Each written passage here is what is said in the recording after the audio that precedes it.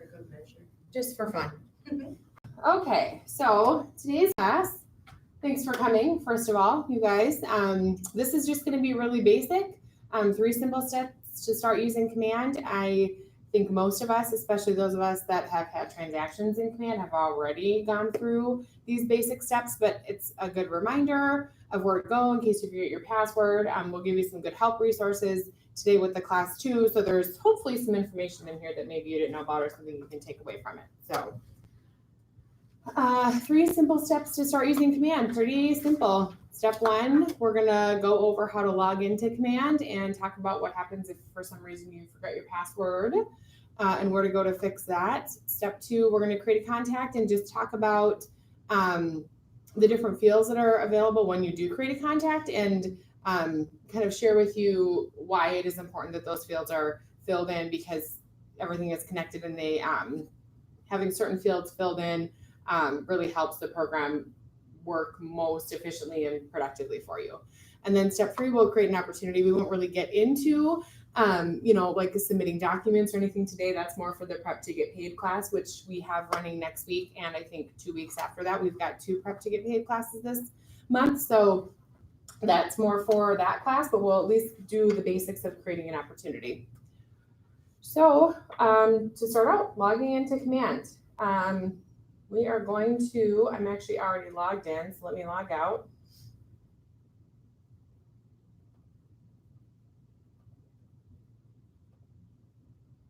And the website that you're going to go to log into Command is agent.kw.com.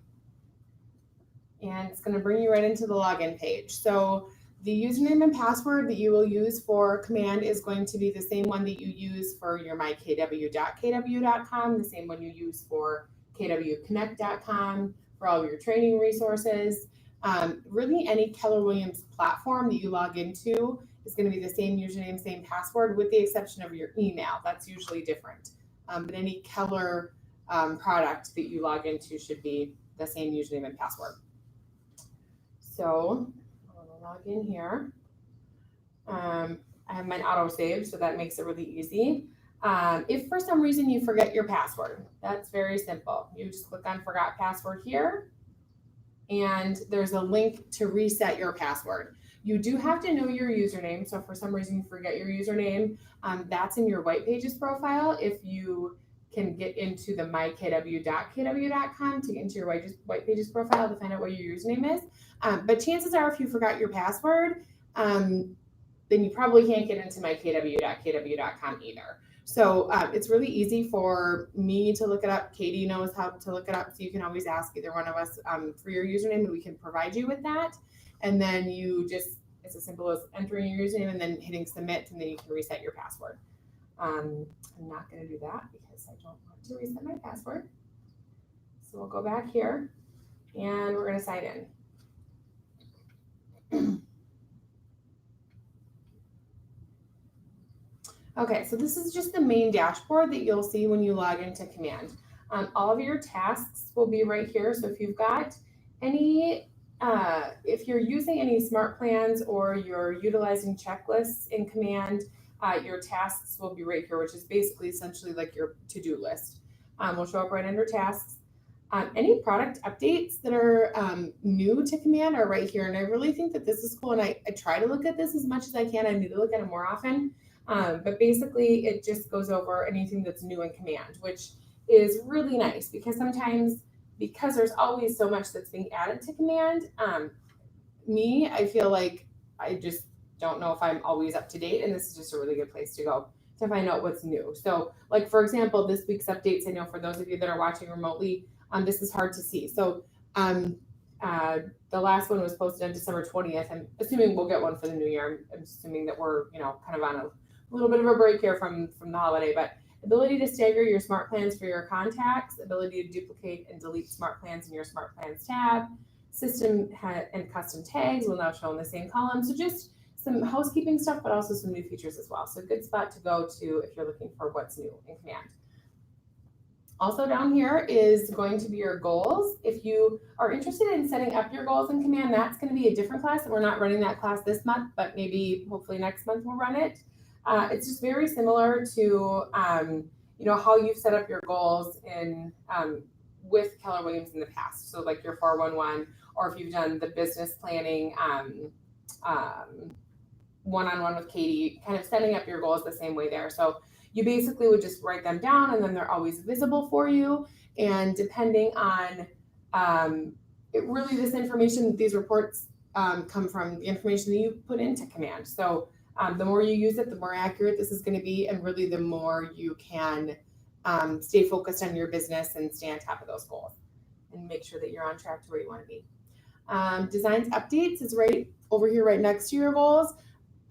Designs is the most popular applet in Command. So it's the one that people are using the most.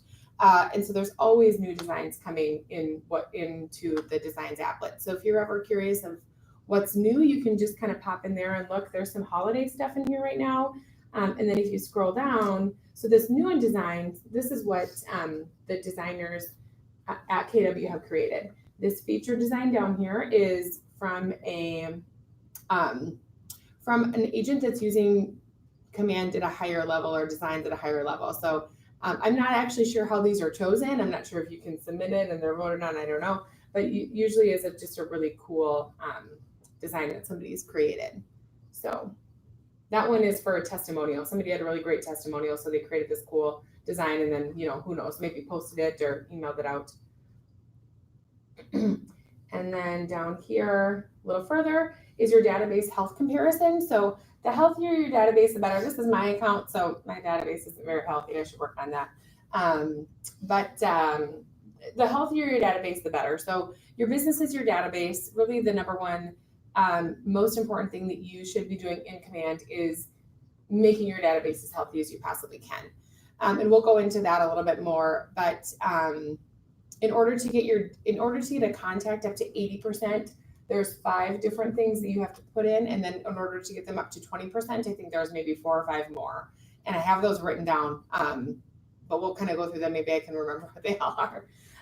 But if the closer that your database is to 100%, the better the program is just going to work for you.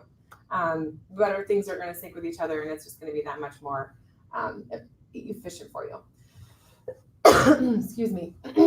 So, and then right here is just like a little, kind of post-it or notes section right here. So that's kind of your dashboard.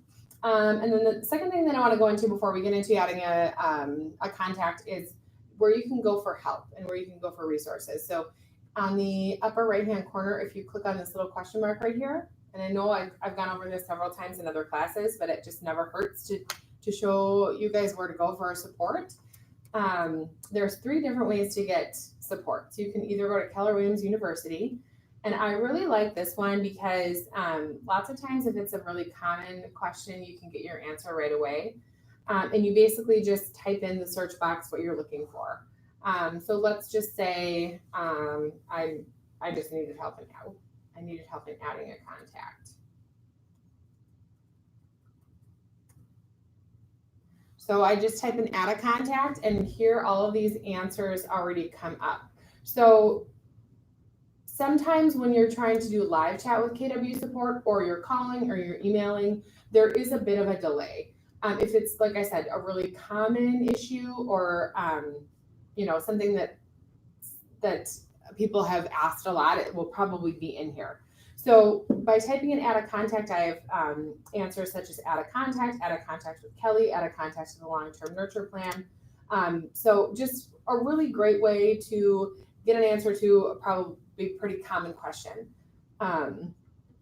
So that's KW University. And then you can also go over to this drop down right here, and you can select certain categories as well. If you're not really quite sure what you should be putting in as far as in the search field, because sometimes if you don't word it correctly, it doesn't exactly know what you're looking for. So you can also go in here and look at these different categories, and you can search by category as well. Second way to get support is to chat with support. And I use this a lot. You're pretty much guaranteed to get an answer same day if you jump on here early enough. So to be full disclosure, I've waited a couple hours sometimes for somebody to come on chat with me.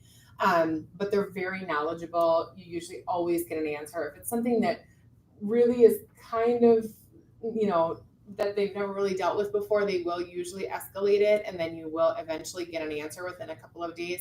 But I have just found using the live chat has just been the best way for me to get answers to questions same day. So basically you would just, right here are some top suggestions. So there's kind of like another step to go through. So right here are some top suggestions for what people are asking. But then if you click on this get in touch,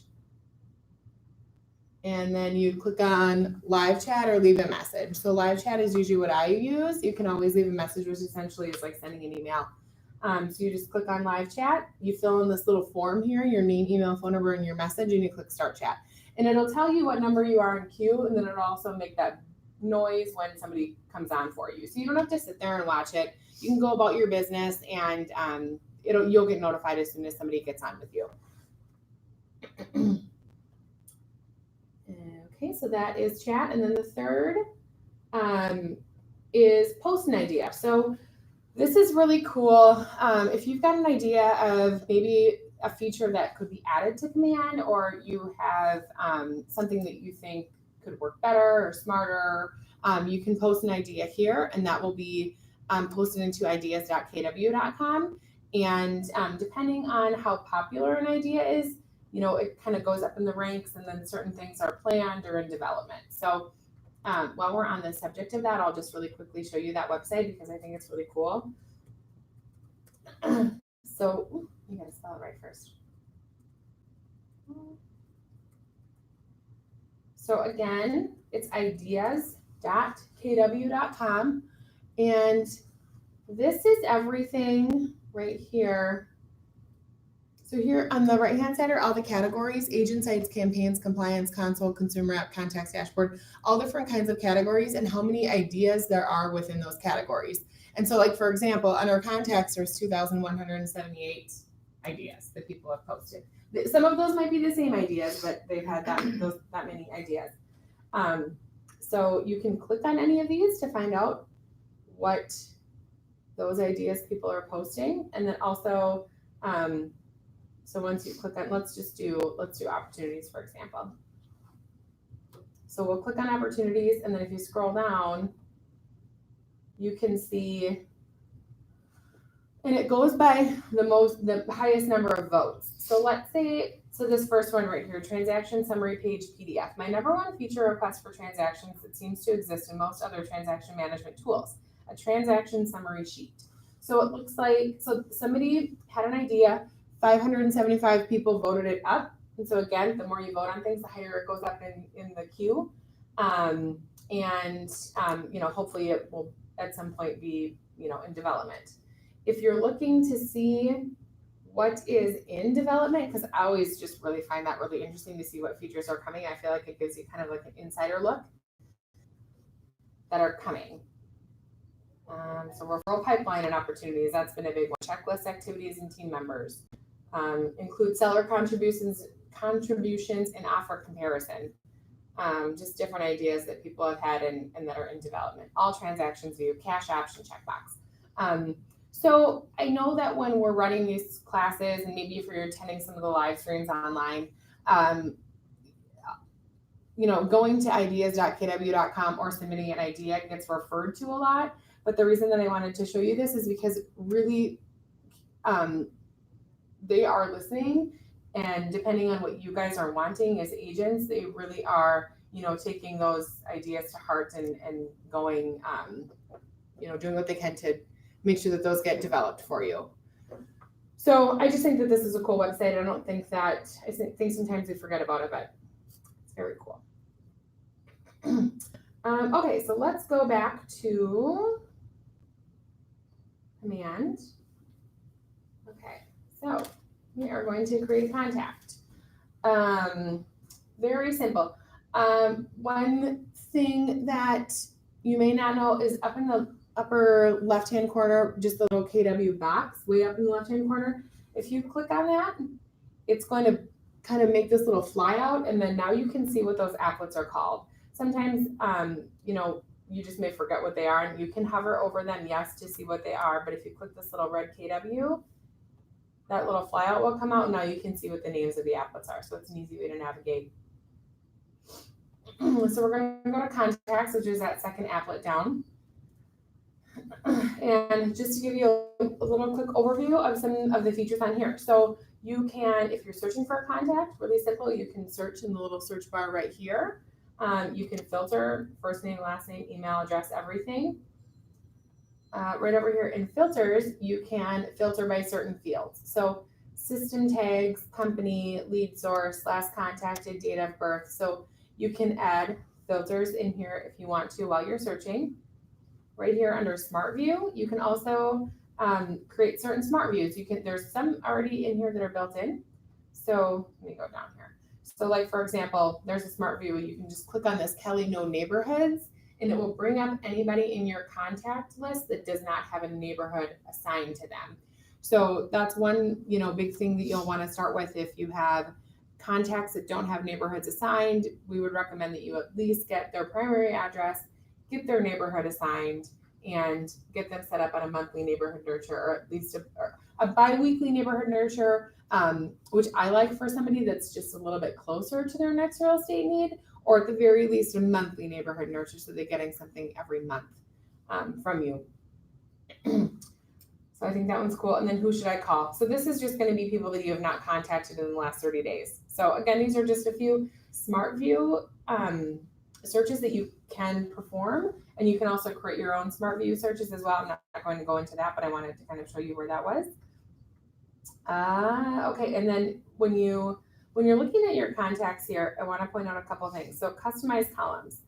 If you click on that, you can decide which columns you see when you're looking at your contacts dashboard. So let's just say I don't really need to see what stage these people are in, and I really don't need to see when they were updated, but I really want to see their date of birth, and I really want to see their mailing address. So I'm going to add those to my view, and then I really want to have their primary email first, and I want to have their mailing address after that. So I'm just clicking and dragging these, and I want to have the date of birth after that.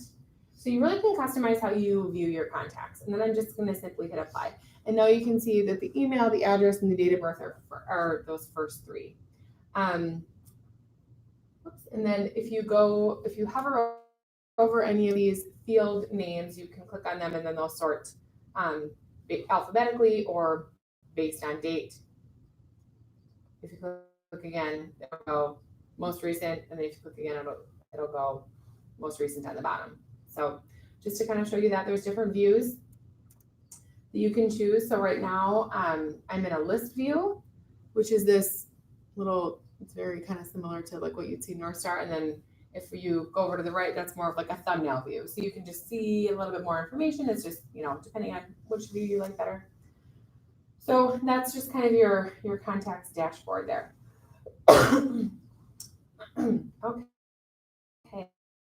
Okay, so add a contact. Couple different ways that if you don't have your contacts in Command yet, there's a few different ways you can get them into Command. So you can do a traditional import, which you just click on this import button, and this actually is new within the last couple of days, actually. You just click here, and you grab your CSV file or Excel file, and you just simply import your contacts in. You can also drag and drop, and you import your contacts in. I've had a lot of agents just send me their CSV files because we do have Scott Lower Marketing, which we utilize for a lot of different things. They will just put your contacts in, and that really doesn't matter like what your columns are named and what order they are in. They'll just get it done for you. If you're using the traditional import within Command, you do have to kind of mess around with your columns a little bit and rename them, and sometimes even split them out. So it's just another option. If you just want to send me your contact list, it does have to be a CSV or an Excel file, and then I would just need your username and password for Command, and then we can just get those in for you. And it usually takes a day or two. They're super quick. Another way that you can get your contacts in is by going up to the drop down right by your name and clicking on settings. And this under productivity, there's an app called Piesink. And what Piesink is it's just a platform that's connected to like 150 plus different applications, and it will sync your contacts, and then it also, so it'll import your contacts. But then if you continue to want to have them sync, then you can keep that account open and it'll sync your contacts. So basically, Google is one of them. So Google Contacts. So let's just say like I hooked up my Piesink account to my Google Contacts account. Anytime I added anybody new into my Google account, it would automatically put them into command for me. The first integration that you do is free. The second one is there is a cost, any subsequent ones there are costs involved. I can get the exact numbers for what those are. But it's just a really great way for you to just make sure that all your contacts are always in command. And if you're not sure, if you're using a CRM or a place to store your contacts and you don't know if Piesink works with them, all you have to do, I can't type today apparently, all you have to do is go to piesink.com, and that's Piesync, and just click on this apps over here, and it'll tell you all of the apps that are currently available that Piesink works with. And like I said, I think it's over 200 now that they work with. So if for some reason you're working with an app that doesn't show on here, I would just recommend contacting Piesink and just suggesting that they reach out to whoever you're using and see if they can create a relationship. So is next page on there? On here? Next page. I don't know if I know what you mean. I'm sorry. Mail print is. I'm sorry. Let's see. You can actually search. So next page. Yeah. Is it 2 words or just one? One, I think. So sorry, you cannot find app. What did you say the other name was? You thought? Well, mail print it used to be, but it's called next page now. Might be 2 words. Let's try. Yeah. Nope, nothing there. So that's a good example. You could reach out to them and just ask them to connect that account. And they're always adding more apps, so I don't see why they wouldn't do it, but that would be what I would suggest that you do. Sorry I'm late. It's Timmy Dubs. That's okay.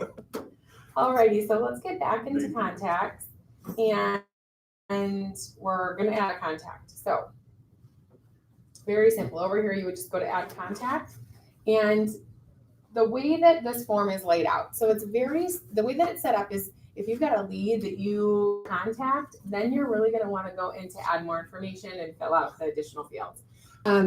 The difference is if a lead is really just somebody that you've captured their information, but you really haven't connected with them at all. You have maybe their name and email. Thanks for coming, Jim. Your name and email. Maybe you've got a name and a phone number, but you really have no real connection or relationship with them yet. But you want to get their information into the system. So what I would suggest is just typing in first name, primary email if you've got it, phone number if you've got it, any tags that you want to put in. So there's and we'll get into that a little bit more once we get into adding somebody when they're a contact. But let's just say that you met them at an open house. So you just want to have like open house tag on there. And then also there's 2 checkboxes. So mark as lead and add to sales pipeline. So if they are a lead, and again, you really haven't made any substantial contact with them, make sure that you mark as lead. Add to sales pipeline is going to be a contact. So if you just remember, like, mark as lead is always a lead, add to sales pipeline is always a contact. And you just go by that rule. It's really going to put those people in the right spot when you go to look at your pipeline. So I am going to add somebody as a contact. So I just clicked on additional contact information down here, and I'm just going to start typing in the information. So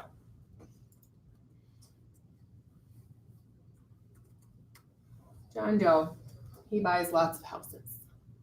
So I'm going to type in the full name. And at this point, if John had a wife that I wanted to add, I would click on add relationship. And then this little box is going to pop up and it's going to say there's different options. So right here on this drop down, there's spouse, father, mother, son. You can add all kinds of different relationships. Brother, sister, sibling, parent, I mean, all different kinds. And they're constantly adding more, step sibling, grandchild, I mean, all kinds. But I'm just going to add John's spouse. So we're going to add Julie Doe. And I'm just going to click add over here. So now that relationship's been added. And why this is important is you're basically creating two separate contacts, because when you're doing, like when we get to DocuSign training, you're going to want to be able to have those people be able to log in and sign separately if they're electronically signing paperwork. But you want to have the relationship there, because if you're sending out like a mailer, a physical mailer, you want to make sure that their names are on the same label, and you don't want to send Julie one and John one. You want to make sure that they're on the same label and that they only get one.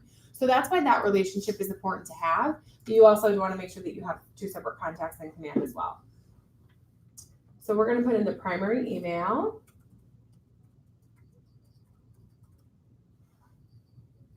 And then primary phone number. And again, we're going to add to sales pipeline, because John and Julie are contacts, and I want to make sure that they go into the right stage in my pipeline, so I make sure that I'm following up with them appropriately. And then any tags. Do you have a question, Dennis? Yeah, what's Keller's password? So are to get into command? No, just to get on the network. Oh, Keller 11, all lowercase. Okay, Yeah, sorry. that's okay. And so now I'm going to add a tag. So let's just say, and there you can click on this drop down, and there's a whole bunch of tags that are already put in here for you. So let's just say these people are, you know what? I don't have one that I like, actually. So I met these people at an open house. So, and again, you can add this to lead source as well. That would be a good spot to put this, but let's just say that you really, you want to be able to add that open house tag. So if there's a tag in here for some reason that you want to add, or that you see one that you want to add, you basically would just start typing, and I'm just going to do open house. And then right here it says create custom tag. You just click on that, and now I can create a custom tag on the fly. There's another way you can create a custom tag too, and I'll show you that. But this is just an easy way to do it as well. And you can assign a certain color. So let's just say I want all my open house people to be in purple, because that's just easy for me to remember. So I'm going to choose the color and click add. And now I've got my purple open house tag added to this contact. And also what I've done is I've also created that custom tag. So you can create a custom tag here within a contact, or you can go into settings and create a custom tag as well. And you can do custom fields in there as well. And I'll show you that too. So I've got my custom tags, and there's really no limit to admit however many tags you want to add to a contact. My preferred method of contact is important, because let's just say that somebody really prefers that you only text them, and they really don't want to get emails. They don't want you to call them. They just want text. So if you're paying attention to that and you're looking at that every time that you're about to contact somebody in your database, that'll be important. Additional email you can add here. Additional phone number you can add here. Then we get down to address. You want to have a primary address in every single contact that you can, because what's going to happen is it's going to automatically assign their neighborhood, and then you can go in and you can set up a neighborhood nurture, whether it be monthly or bi-monthly, which is one of the best ways just to be getting in front of your client or your customer. It has an automatic way to set it up to send them stuff. Monthly.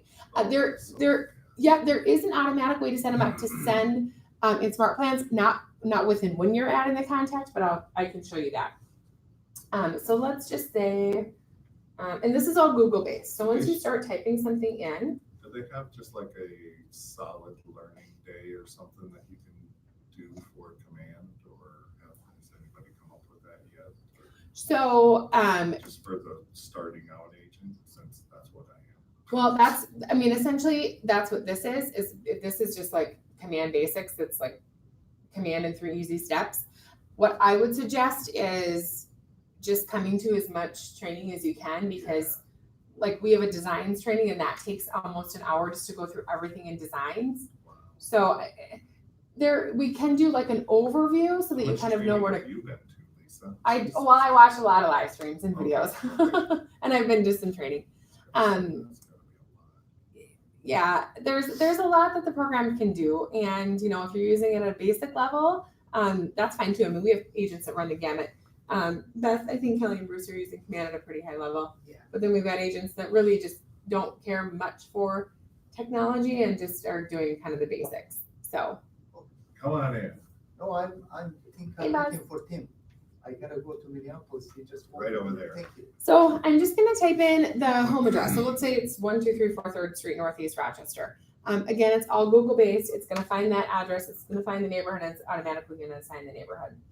There's a little radio button down here that's named same as mailing address. So it's important that you click that if you're gonna be sending out mailers. If you've got somebody where you wanna put their primary address in, but let's say that they own an investment property and you want to be tracking that too, you can put that as an additional address in here, but you want to make sure that you have the correct mailing address if you're sending out mailers. You don't want to mail it to an investment property that they have and have their renter get it. So then next is social profiles.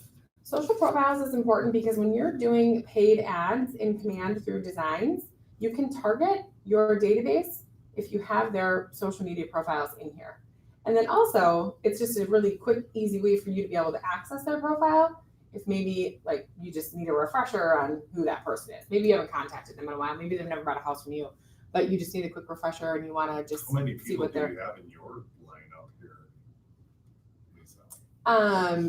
For like clients and customers. I don't sell real estate. Oh, you don't? Nope, I don't Okay. sell. So Nope. you just, No, I just stand Just here like and Queen teach you guys how to Elizabeth. use everything. you're the queen, I'm sorry. I do have my license, but I don't sell. Right. So social profiles. So there's a whole bunch you can put on here. Facebook obviously being the most common. It's really easy to find somebody's Facebook handle. All you have to do is go to facebook.com and let's do Erin, for example. We'll do Erin Duckworth. She's on Facebook sometimes. More than sometimes. I thought you were joking I at was- first, I was like, you know, she's I was constantly joking a little on bit. Facebook. Okay. Oopsie. Okay, so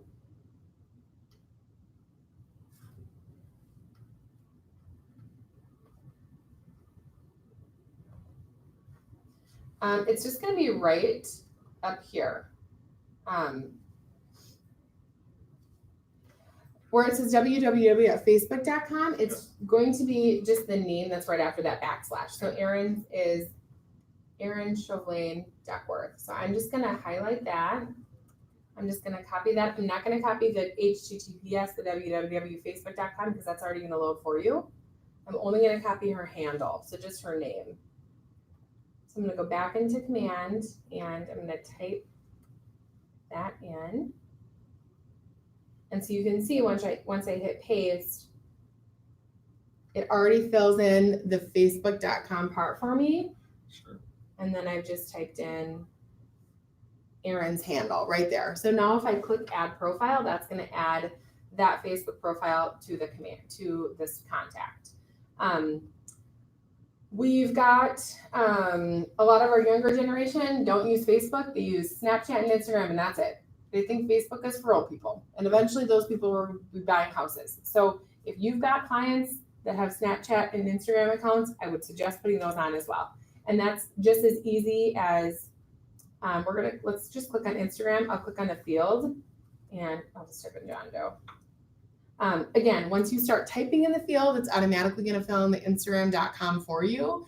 And then after the backslash, it's just going to be whatever their username is. And you probably know what their username is because every time you get a snap or, you use Instagram, their username is right there. So you probably are going to know what their username is.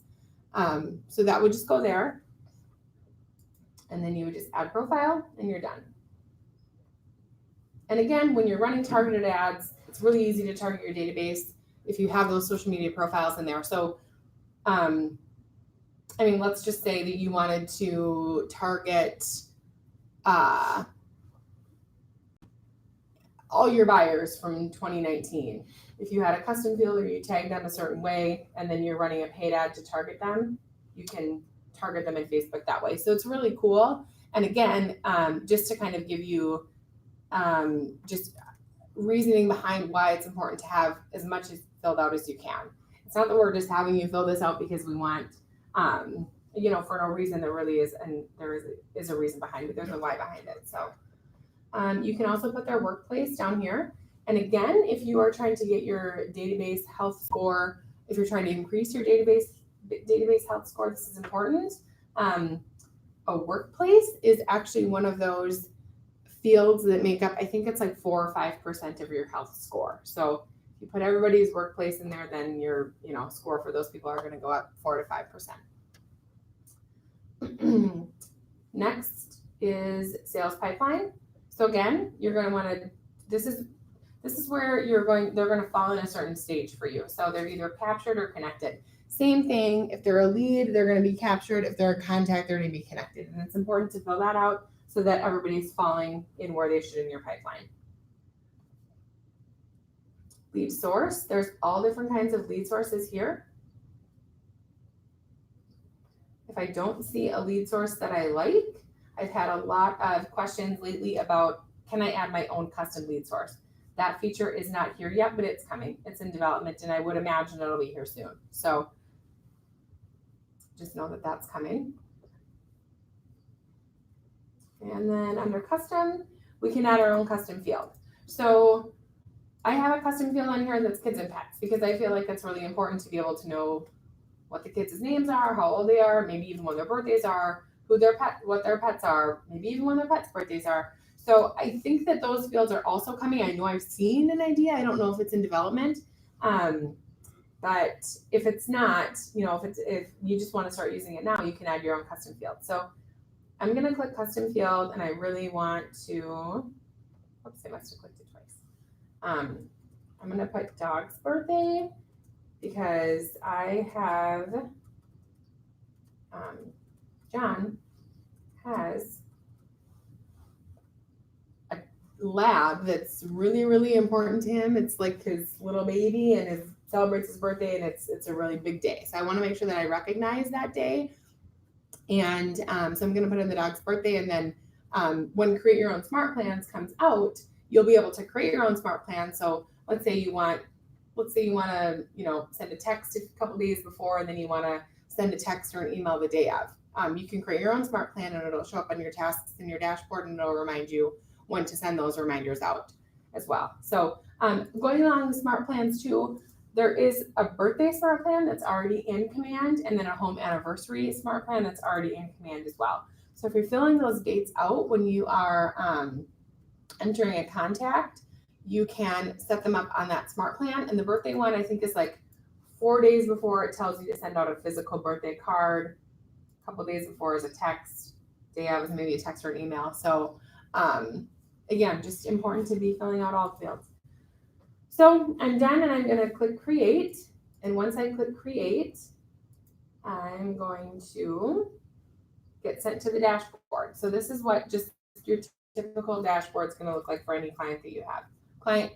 Contact or lead.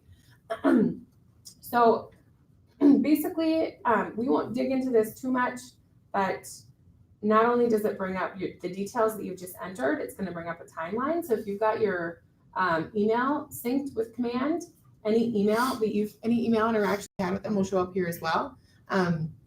Any emails that they open, any homes that they click on, text messages that have gone out via Twilio, any activity will show up here. So again, another really good reason to have your email synced so that if you ever need to go back into the history of any transaction or any contact, it's all right here for you. Any opportunities that are linked to that contact will be here as well. So let's say that person's bought 7 homes from you. All of those homes will be right here. Smart plans, any smart plans that you have set up for that contact will be here. It's really easy to add a smart plan. You can go here, or you can also go over to smart plans, the smart plans applet, and you can do smart plans that way. That's another class. I won't get into that too much, but any smart plans you have set up will show there. Any tasks, any notes, or saved searches. One thing I do want to show you here. So when we put in John Joe, we put in his address. This is a different contact. I didn't want to create another fake person in my account because I've done plenty of that. So once you put in the primary address, again, it's going to find the primary address for that person, and it's going to automatically assign that neighborhood. And to assign them to a monthly neighborhood nurture, I'll just really quickly show you. You would just go to, let me just start over. You'd go to Smart Plans, and there's this blue button, Add to Smart Plan, and Smart Plans Library, and you would do Monthly Neighborhood Nurture or Bi-Monthly Neighborhood Nurture. Where is it? Oh, you know what? I think I already have her signed up. That's why it's not there. So we'll select we'll select Monthly Neighborhood Nurture and then confirm. And then basically what happens is she'll receive an email every month. If you want to see what it looks like, if you click on this little preview button that's right below the map, it'll show you what that person is receiving every single month or twice a month, depending on what smart plan you have them set up for. What if they're really getting inundated with stuff? They always have the option to unsubscribe, and you know, they can always reach out to you. And do is be a nuisance to them, you know? This is information. What I would suggest is if you've got somebody that's a little ways out for maybe their next real estate need, but you really still want to stay in front of them, or it's somebody that you just have not had a transaction with, but you want to make sure that you're top of mind with them, I would suggest just doing a monthly neighborhood nurture. It's not very often, and it's information regarding their own neighborhood, which everybody wants to see. So for example, this is the Country Club Manor neighborhood snapshot. So it's going to show you kind of just at a glance what's going on. It's going to show you all of these different houses in the neighborhood. If I click on one, it's going to show me pictures. It'll show me price, listed 9 days ago. It's currently for sale. It'll give me all the information that I want. So it's just kind of it's a way, and everybody kind of wants to know what's going on in their neighborhood. And so it's just a way that you can get that information to them. I would say if somebody's closer to a real estate need, do the bi-weekly, but otherwise I would just say do the monthly. I think once a month is definitely plenty. Do you have a question, Beth? You look like you have a question. Okay. Alrighty, so that's that. All right, so let's go back. Any questions on adding a contact? Yes, Okay, thousands. Okay. But I can't get into command, so it doesn't make any difference. we'll get you back in there. I We'll know. figure out what's going on there. Alrighty, so we are going to go into adding an opportunity next. This actually is probably going to go pretty quickly because we're not going to get much into the documents and submitting for compliance. Like I said, that's prep to get paid. If you have not been to a prep to get paid class, that's very important to go to because we talk about how to submit documents, how to add documents, how to submit them for compliance, how to do your green sheet. So again, just a plug for that class because it's a good one if you haven't been to one yet. So our opportunities, sometimes I feel like it can be a little bit confusing. So to simplify it, there's different phases and opportunities in different stages. And then within those stages, there's checklists. So what the phases are is there's cultivate, appointment, active, under contract, and closed. More than likely, if you're working with a customer, they're going to be under active, under contract, and then of course when they're closed, they're going to move into closed. So active and under contract are probably going to be the most popular. The reason that Cultivate is there is we want it to have a place for you guys to put leads that just aren't quite ready to do anything yet, but that we wanted you to be able to still track. So Cultivate is really for somebody that just is not really very close to having a real estate need right now. Appointment is going to be for somebody where you've scheduled the appointment and maybe you have a checklist for that. Let's say maybe you have like get listing presentation ready, whatever you might have on that checklist for the appointment. So those are your phases. The stages are customizable sections in each phase. Use what is provided or customize your own, and I'll show you that. So basically, let's say that under active, you have 3 different stages because you want to move somebody into, so you've got like a staging phase, and then you have like just the first week phase, and then you have just kind of an ongoing phase or something like that. So you can do basically what you want in those stages. So we'll kind of get into that as well. Okay, so to add an opportunity again, I'm just gonna click on this red KW. It's gonna bring up the names of what these applets are. I'm gonna click on opportunities, which is the 2 hands shaking.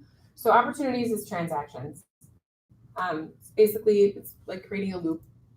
When you guys were using .loop, it's really no different than that, except for there are a lot more features and capabilities. So when you click on opportunities, you're going to see your pipelines. You've got a listing pipeline, a buyer pipeline, and a lease pipeline. As you start using these more, and as you're plugging contacts and transactions into the right stages, these will build out for you. So for example, these are not real contracts, but under my under contract, I can see that I have 3 opportunities that are under contract. The volume is 2.64 million.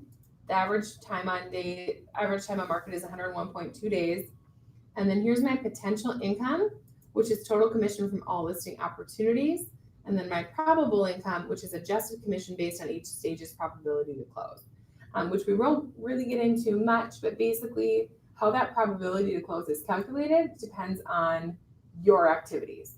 So let's say that you've got 10 people that you had in your appointment stage in your appointment phase in your pipeline, and let's say that you closed 3 of those. So you've got a 30% probability that if somebody's in your appointment phase, you're going to close them. If you closed 7 of those, then you've got a 78% probability. So everybody's probabilities are going to be different. And again, if you're using goals, this is just a really great way to track those goals. So we're going to go to create opportunity, and basically you're just going to start filling out the form. One thing that I would stress is that if once you've created an opportunity, there's no going back and deleting it. You cannot change certain things like Market Center, you cannot edit. Team, you cannot edit. So just make sure that you're filling in the information properly and that you're not rushing through this form, because certain things you just can't go back and edit. You can mark something as a lost opportunity. It just makes for a little bit of a mess. So I just would recommend, not doing that, just being purposeful with when you're putting in the opportunity. So Market Center is you're going to have a drop down here, and you're going to have different options. So you're going to want to select the correct Market Center. I know there were different options before, but I think that it should only be Rochester now, which is what you're going to want to select. Team, if you are part of a team, you're going to want to select your team name here, and you're only going to have access to select the team that you're a part of. So you'd select your team here, your opportunity type, is going to be listing, buyer, landlord, or tenant. So obviously just you're picking the appropriate opportunity type. That's pretty straightforward. The owner, if you're a part of a team, the owner is always going to be the rainmaker. So you're always going to pick the rainmaker for the owner. If your rainmaker has allowed you to have a personal pipeline, let me just back out actually a little bit here. Let me just show you something really quick. We'll go back in. So right here on the left-hand side, you can see I have my name, and then I have all opportunities. If you're part of a team, you'll see one of 2 different views. You'll see your name, which means that your rainmaker has allowed you to have a personal pipeline that nobody else has access to. If you see your team name, then that's going to be your team pipeline, and then you're going to have all opportunities. So if your rainmaker has allowed you to have a personal pipeline, you'll see your individual name there. You'll see 3 things: individual name, team name, and all opportunities. If they have not allowed you to have a personal pipeline, but maybe you just haven't had that conversation before, or maybe your rainmaker just isn't aware that that option exists, that's a conversation I would have with them, and then we can help you get that personal pipeline in there. So, but that's, again, just if you're part of a team, you could possibly see 3 different pipelines there. So we'll go back into create options. Okay. So again, owner is always going to be either you or your rainmaker. Client, oh, do you have a question? I do. So, in all of ours right now, I own everything because we've been doing everything in my command. Okay. So there's no changing that in the opportunities that exist right now because you can't edit that. How is that going to how is that going to affect, you know what I'm saying? Yep. Like the market trends. That's a really good question. Let's chat about that individually, and we'll probably have to contact support to see how we would do that. Okay. The way that it's set up right now, I would say you can't change it, but we'll just contact support and figure that out. Okay. So let's talk about that. That's a good question. Okay, so your client, so this is why it's important that you add the contact before you add your opportunity, which we didn't talk about, but you need to add the contact before you add your opportunity. It's funny that you say that because I'm writing to ideas.com Yes, that I want a slot right there to add a that says contact. add Yep, new contact. yep, and that is coming. Tried monkeying with stuff like that, and the best response I've ever gotten is that you need to archive your opportunity and you can do a new one. Mhm. It'd be awesome if you could edit it. It would be a time saver. But Katie did tell me this yesterday, and I haven't looked yet. But she says when you create a contact, from the contact you can create an Yes, opportunity. yes, you can And do that's that how as I well. do most of mine. Yeah. Mhm. Is that how you do most of yours, Beth? Yeah. Okay. But the Um, first thought is always create the opportunity. I know, yeah, especially if it's somebody that you just met and all of a sudden they want to write it on a far in a house. I mean, that happens, you know, so I would say, add the contact, but yeah, what I would do is go to ideas.kw.com, see if you can find that idea, because it's either in development or planned right now to be able to add a contact from this screen. That's a good idea. So I would find it and vote it out. Okay, thank you. Yeah. So client's name is going to go here, your co-seller if you have one. Any custom tags you want to add to this specific opportunity. Opportunity name. So this is important. We do have a specific naming convention that we ask you to name all of your opportunities. And we ask that you at least have your client's last name and the address. So you do want the client's name in there. Yes. Okay, I didn't realize that. It's, And I it looks hate like it's co-seller, just- by the way. It should be co-client. Because co-seller makes me think, are we listing it with somebody? Yeah. Mm-hmm. Yeah, that could be confusing. Yeah, co-seller, yeah, because it says client and co-seller. And we've had instances with like multi-family deals where we have multiple clients, and if the Mhm. main seller switches and you need to, you We can't, talked about that. yes, you Yeah. cannot You update can't change that. your main client. You have to So, archive the like, opportunity. Yeah, do it as a loss Because and then do start over If again. you need your main contact to Mhm. switch, you can't right now. Right now. Right now. Right now. My guess is you're not the first person that's had that idea. So we're gonna put the client's last name, and again, your client. If you wanted to put the seller and buyer last name, you can certainly do so. If it's just easier for you to be able to discern what transaction you're looking for, if you want to go back. Do you want listing on there? But we just want to make sure that you have your client on there. It's interesting that you say that because it's not letting me delete It this. keeps auto-populating. There we go. Now it is. You certainly can, but you don't have to. Okay, Client's last name and address are really all that we require because that's what we search by when we're Okay. going to look for compliance. perfect. So 1, 2, 3, 4, First Street, Southeast. Again, custom tags. Your Estimated street. close date is important if you have it, because again, that's going to go into your potential and your probable income. That's going to go into your goals. And so filling these fields out, there's all different kinds of features that, may grab those fields and use them for different things too. So fill that out if you know it. Is estimated close date. Estimated listing price, commission rate, opportunity phase, and opportunity stage. Again, if you're using goals in command, those are important because goals does pull from those fields. So, yes. I have another question. I don't know if you've heard anything, but there's estimated listing price, but then if you go and you have it as a sale, in order Mhm. for it to figure out the commission, it figures it from the estimated listing price. Mm-hmm. have you heard anything about them putting commission based on price or anything like that? I would imagine once we start submitting like our green sheets through here, that will change. Okay. Right now you're not using that to submit your green sheet, like your Right. actual commission to Katie when she goes to process the check. I would imagine that will come. Yeah, because and the only reason I ask is because when we look at our goals. Right. And then your numbers are off. And then your numbers are way off. Yeah. And so I've been actually going in there and changing that, Okay. the estimated listing price, so that my goals reflect. Realistically. Yeah. Well, and that's a really good, actually, that's probably really fine up until we see a change, or maybe even if we don't see that change, because that estimated listing price, really, it's not like you're changing it in MLS. Right. You can still go back and see what the exact history was. This would really just be for your reference. So I suppose in the interim, that's a really good solution. Yeah. So, and then we're just gonna click create, and it's gonna create your opportunity. And we'll just go to this one that's under contract. Oh, a note, you cannot create at this point an opportunity in any other phase except active. So if you've got somebody that's under contract, you're gonna have to put them in as active first, right? Have you guys experienced this? Yes. Well, I'm experiencing something that right now where I'm active. I was showing Dennis too. I can't drag it and put it into under contract. It won't let me. Oh, It won't highlight the under contract. Oh, And Jim's okay. like, well, maybe you're missing something. I said, you don't have to miss anything. You can put it anywhere It'll you turn want. green and then you just drop it. Yeah, and it that's won't let me just- do it. it's like, how long has that been going on for?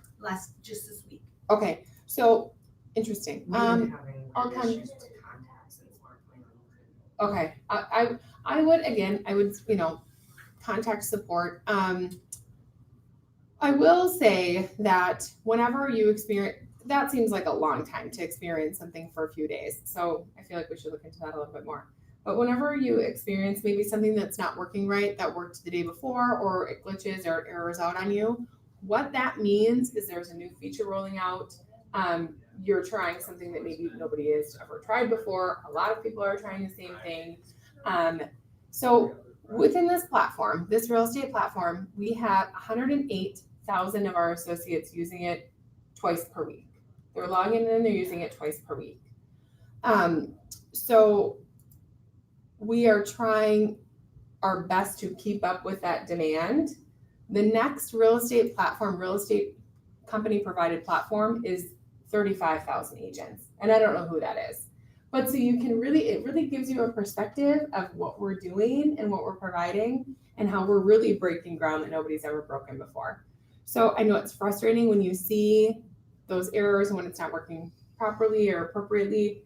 Most of the time it gets fixed pretty quickly. But that's just par for the course. And you probably will be experiencing that as new features are rolled out. Like I would say contacts is pretty good. Like when you're in contacts, like that works pretty, like I would say error-free most of the time. But as you get into some of these features that are new or newer, we're gonna start to see, more of that because they're constantly changing and improving them. So again, I know it's frustrating, but that's the reason why.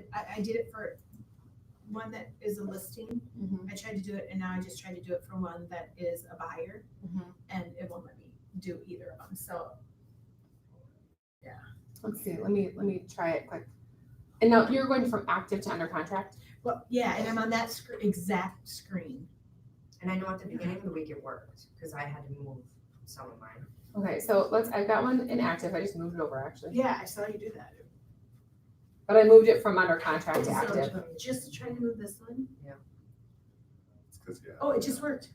Did it work? This time You it have to hover perfectly because I've noticed before where I've tried and It tried. used to let But you. it's probably because It's you're an showing apple. someone. Yeah. Now, This now is it's weird, gonna, 'cause now I'm it's like- gonna work. It's just freaking because times, you just had to come to one See, tap. lift it up higher. Now, yeah, and I was like Yeah. all over the screen. Yeah. I'm like, this is really pissing me off. No, it happens to me all the time, and then I show somebody, I'm like, oh, look, it works. Because I showed I know, when you're standing next to Dennis somebody, and it would never work. I'm fails. Just go stand next to somebody. I'm just a good luck. Yeah, there you go. It's a baby. It's the The baby. baby baby. on board. Thank you. You're welcome. So just to reiterate, for those of you that may be watching remotely or are gonna watch this pre-recorded, Deb was talking about how she was having trouble. Let me go back. Opportunities were in our pipeline. I want to see what I've got under contract. I'm going to click on under contract. Let's just say I want to change this one to close. Just close. I want to get it out of my under contract phase. So basically all you do is just click and you drag up to this little guy up here. It's gotta be green for you to do it. And then you let go. See now, So Did I you have that? dragged it to closed or you dragged it to under control? Which one? I dragged it to close. I'm in my under contract phase right now. So those I dragged over to close. It just wasn't working properly. So Deb, we just found out sometimes you kind of have to hover exactly over to get it to go over there. I But just need to come near Beth. you just need to go stand next to Beth. That's all you need to do. And then now if I go to my closed, I can see those ones that I just brought over there as well. If you use checklists, when you are changing these from different phases, your checklist will automatically activate for that person and then you'll start getting reminders once you move them over. So that's really cool. I do have a couple of really great examples of checklists that were just provided at the All Hands on Tech training with Zach Younger on Tuesday. So if you want access to those, I can provide you with those. We will be coming out with a way that we will add those checklists for you if you attend certain training. So that'll be coming out soon. But that's pretty much everything that I have for you guys. Any questions? Dennis has 1,000, so we're gonna shut off the live stream and then we're gonna talk to Dennis. I do have a question. If by chance, like, we have a new construction house that we wrote a purchase agreement on, and the address, it's a corner house, so it depends on where they place it. Mhm. So the address has changed from the original purchase agreement. Mhm. Do you want me to leave the opportunity the same name as the original purchase agreement? Or do you want me to change the opportunity because we've done addendums Mhm. or amendments to change that, Right. to correct it? I would say change it because that is what the address is. Okay, So we might as well have it be accurate. okay. Yeah, I would say change it. And if we're ever going back to look at it, in a year or two down the road, you need to go back to look into it, you're more than likely gonna be able to find what the address actually is Right. rather than what it started out to be. So I would say change it. Okay. Yeah. Good. Alrighty. That's all I got for you guys today. Thanks for coming. I appreciate it. Do you want to move these I'm gonna tables shut back? the live stream off. Yeah. Yeah. I don't know why they were switched. Did you ever Just for you. figure out with your 100-page contract how to do that? No? Are you just Katie flying did by it. the seat of your